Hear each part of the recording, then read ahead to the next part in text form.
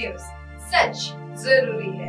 नमस्कार दर्शकों, आप देख रहे हैं MNS न्यूज टीवी और मैं हूं आपके साथ श्रद्धा तिवारी। तो आइए देखते हैं आज की कुछ खास खबरें जो डालते हैं आज की हेडलाइंस।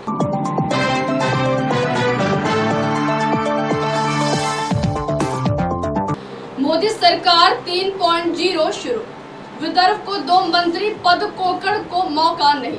महाराष्ट्र भाजपा में चल रहा बड़ा मंथन। आइए देखते हैं खबरें विस्तार से। मोदी सरकार 3.0 शुरू। भाजपा के वरिष्ठ नेता नरेंद्र मोदी ने रविवार को लगातार तीसरे कार्यकाल के लिए प्रधानमंत्री के रूप में शपथ ली। प्रधानमंत्री के अलावा 30 कैबिनेट मंत्री, 5 राज्य मंत्री और 36 राज्य मंत्रियों ने शपथ ली। अपने पिछले 2 कार्यकालों में पूर्ण बहुमत की सरकार का नेतृत्व करने वाले मोदी इस दफा हालांकि गठबंधन सरकार की अगुवाई करेंगे। वह एक ऐसे मंत्रिमंडल का नेतृत्व करेंगे जिसमें भाजपा के नेतृत्व वाले राष्ट्रीय जनतांत्रिक गठबंधन के सहयोगियों को शामिल करना पुरस्कृत किया गया है और साथ ही पूर्ववर्ती सरकार में शामिल रहे वरिष्ठ नेताओं के अनुभवों पर भरोसा जताया गया है। मोदी के साथ राजनाथ सिंह, अमित शाह, नितिन गडकरी, निर्मला सीतारमण और एस जयशंकर सहित भाजपा के वरिष्ठ नेताओं ने राष्ट्रपति भवन में कैबिनेट मंत्रियों के रूप में शपथ ली।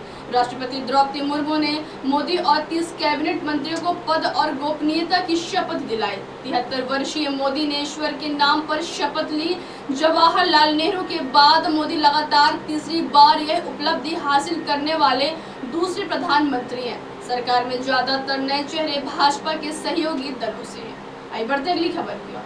विदर्भ को 2 मंत्री पद, कोंकण को मौका नहीं। महायुति का साथ देने वाले कोंकण को इस बार केंद्रीय मंत्रिमंडल में जगह नहीं मिली है, जबकि सबसे ज्यादा झटका देने वाले विदर्भ को 2 मंत्री पद मिले हैं।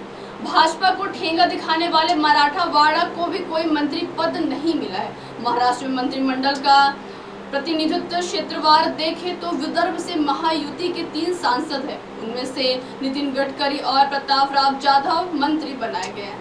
इसके पहले सिर्फ गडकरी ही विदर्भ से मंत्री थे। अकोला के सांसद संजय धोत्रे को राज्य मंत्री बनाया गया था, पर बाद में स्वास्थ्य कारणों से उन्हें मंत्रिमंडल से हटा दिया गया था।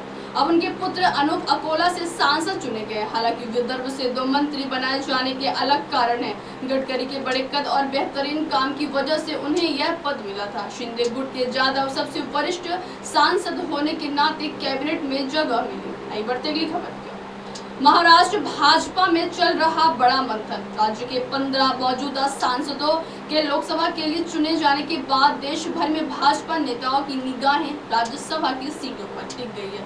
सभी की निगाहें इस बात पर टिकी है कि 15 मौजूदा सांसदों के लोकसभा के लिए चुने जाने के बाद खाली हुई 16 राज्यसभा सीटें किसे मिलेंगी।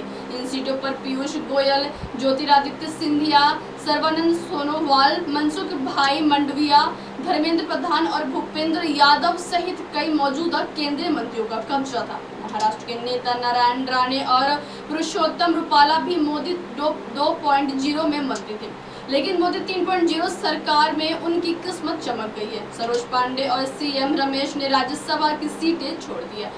प्रफुल्ल पटेल के मामले में स्थिति विकट है क्योंकि उन्होंने अपनी राज्यसभा सीट छोड़ दी थी, जिसका कार्यकाल 2028 तक था, लेकिन 2024 में वह फिर से चुने गए और 2030 तक राज्यसभा के सदस्य बने रहेंगे। इसलिए महाराष्ट्र में 3 सीटों, गुजरात में 2 सीटों, राजस्थान में 2 सीटों और कुछ अन्य राज्यों में उपचुनाव होंगे। भाजपा महाराष्ट्र में 3 में से 2 सीटें जीतने के लिए तैयार है। नजरें इस पर टिकी है कि क्या यह सीट किसे मिलेगी। प्रफुल्ल पटेल द्वारा खाली की गई राज्यसभा सीट NCP को मिल सकती है, लेकिन आगे क्या होगा ये किसी को पता नहीं है। अब आप हमारे न्यूज चैनल को आपके मोबाइल पर भी देख सकते हैं। मोबाइल ऐप पर देखने के लिए प्ले स्टोर से MNS news TV app download करें। इंस्टा, हाई, ट्विटर जैसे कई सोशल मीडिया प्लेटफॉर्म पर हमारा चैनल उपलब्ध है। आप इस यूट्यूब पर भी देख सकते हैं, आप इसे लाइव भी देख सकते हैं www.mnsnewstv.com। अब वक्त तो चला है दर्शकों ब्रेक का। ब्रेक से लौटने के बाद देखिएगा देश और दुनिया की तमाम बड़ी खबरें। बने रहिए MNS न्यूज टीवी पर।